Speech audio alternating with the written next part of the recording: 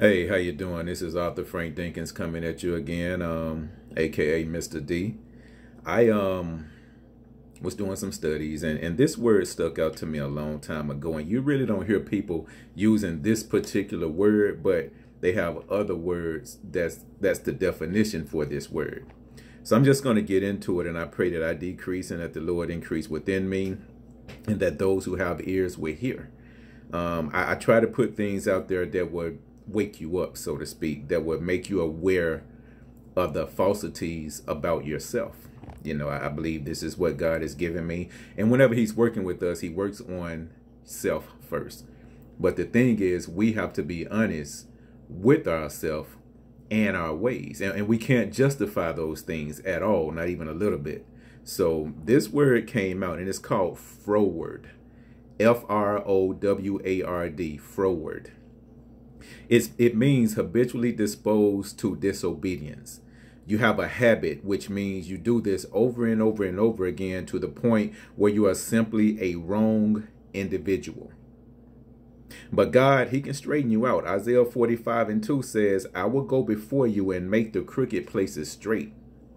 And that's what he wants to do.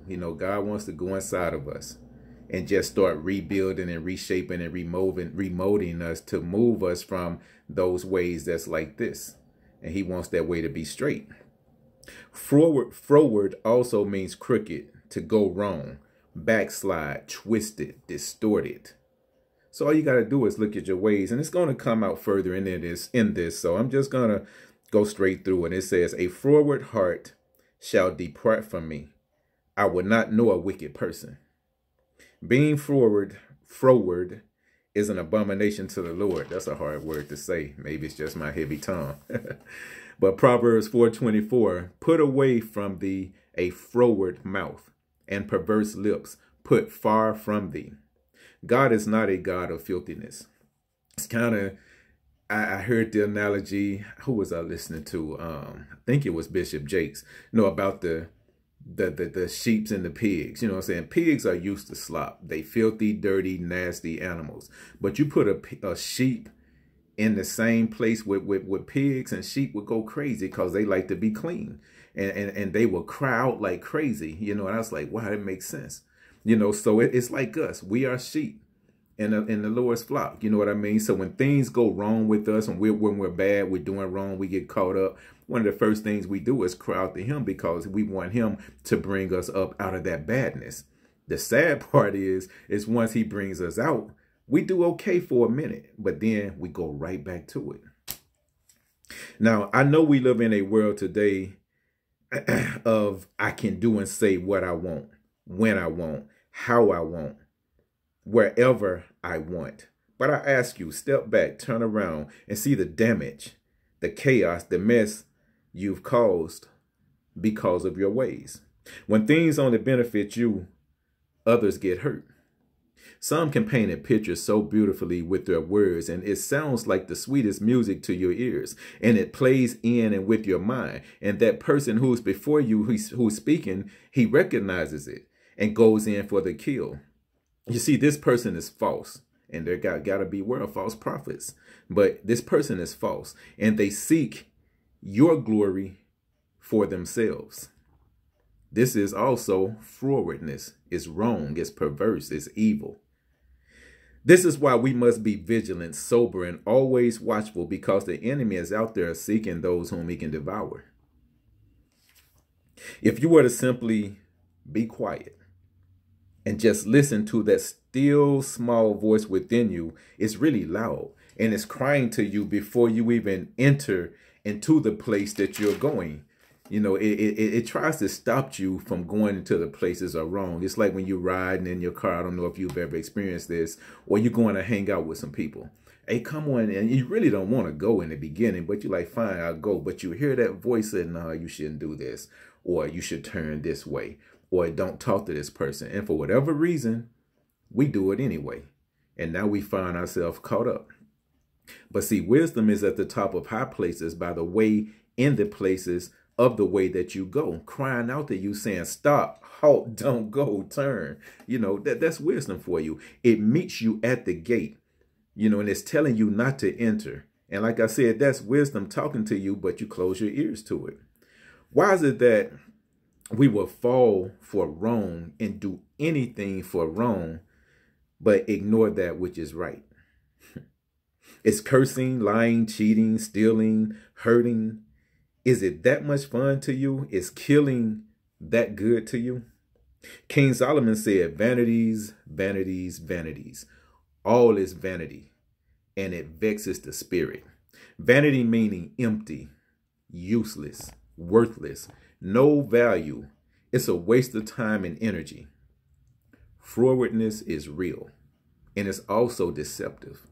And it can be subtle because you can be so caught up in your own mess, and then you don't recognize it because you're associating with the same people that's in the same mess. And when mess and mess is together, you get more mess and you become used to the smell. That's why you can sit around and talk to each other and curse all the time. Every second word out your mouth is a derogatory word, or every word out your mouth is derogatory, it's filthy, it's dirty. You got to find yourself smoking every single day, drinking every single day, doing everything that's against the will of God because we do it excessively. We have no balance. There is no moderation. And the deeper we go out there into that water, which looks like water, which is really quicksand, which turns into a cesspool, you will find out how stinky you are. And that's when you get caught up in your mess because you're bringing the wrong attention to yourself.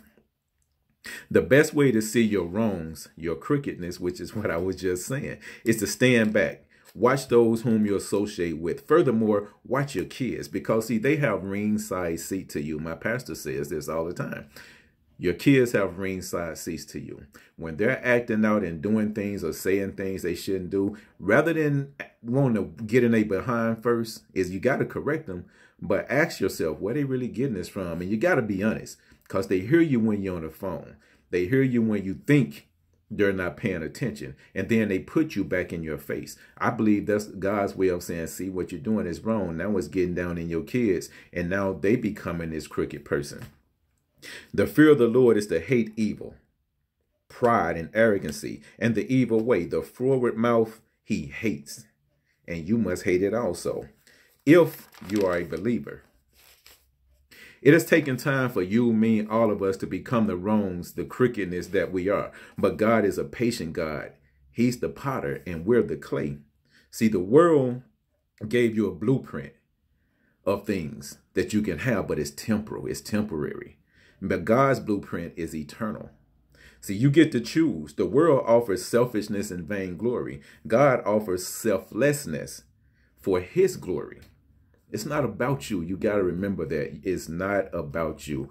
All that you go through is designed to better you because it's going to cause you to fall to your knees if you have him in your heart. And you're going to cry out to him one way or another. But when you do, and you're going to look back on it and going to slap yourself like, how stupid was I? But that's okay because, see, now you become the salt of the earth. You become the light that's up on that hill that can't be hid. And you're going to bring more people in. But everybody has to get to that point, and not everybody is going to do it or even want to do it. They're not going to believe. In order to truly move forward, you must be willing to leave your frowardness behind and never, ever look back in it. I can and will admit, sin is fun. But as you grow and become older and hopefully wiser, you will see how deceptive sin is. Sin is wrong. But I made an acronym out of it, and I wrote a poem about it. As a matter of fact, it's called Sin, Something into Newness. See, all that you go through is really helping you to get through. The world breaks you down. God takes that which is broken and makes it better and stronger. Frowardness breaks you so much so that you don't know it. You have become that which is broken, but deep within you, you know it because you don't feel complete. You know something is not right within you because you don't feel complete. Over time, this will get you. In the beginning, you don't get it because you think you're having fun. Yeah. But as you get older and you start looking at your life and you'll realize you've been on this treadmill the whole time. From 18, you look up, you're 35, and you realize there's no growth, no development, nothing in your life. You know what I mean? You've been on this treadmill to nowhere. And something just don't feel right. And if you truly believe, you'll find yourself on your knees crying out to the Lord to make you his straightness, because you've grown weary of your frowardness. We have to pay attention to the words that come out of our mouth, because they can hurt people. They can break people down, and you don't realize where that person is. You're the salt of this earth. There are so many other words in the English dictionary, just period, that you can use besides derogatory, negative words. Some people feel like that's all they know, but if you pick up a book and read it, learn 2 or 3 words from the dictionary today to say what you mean. But you don't want to say nothing to demean anybody. You don't want to become this perverted, crooked, useless waste of a human being on this earth, that when you stand before our Creator, he tells you, depart from me, I know you not, you work of iniquity. You can't straddle the fence. You know, you can't go to church, oh, Lord, thank you, praise the Lord, hoot and ha. And then as soon as you get out of church, you go over to the nightclub like, yeah, you know, you're trying to serve too. That's confusion. You can't do this. But everybody has to come to that place within themselves. So watch yourself. Remember, being a froward person, Froward, is a crooked, perverted, just the wrong person. And that's not who you were purposed and created to be. The world made you that way. But God is willing to pull you out. And what is it, Isaiah 59:1? His hand ain't too short. He can pull you up out of there. And he can get you on that right path. But you have to have a made-up mind, a made-up heart to want to do it. It's a process. We're not perfect. We all fall short. We err. We human, but that's not an excuse. You should never fall the same way. Watch those words that come from your mouth. Watch your behavior. When a person call you out your name, instead of getting mad at them, wanting to fight and saying, no, I'm not that. Look at your actions, but you got to be honest with yourself. Look at your actions, and those actions will show you what they calling you. Now it's up to you to make the change. Anyway, again, I hope this was a little enlightening for you. I'm hoping I'm becoming better at doing this, which I want to be, because I don't want us to be lost. I don't care who you are. You don't even have to believe, but you believe in something. And that something, to me, is God, whether you admit it or not.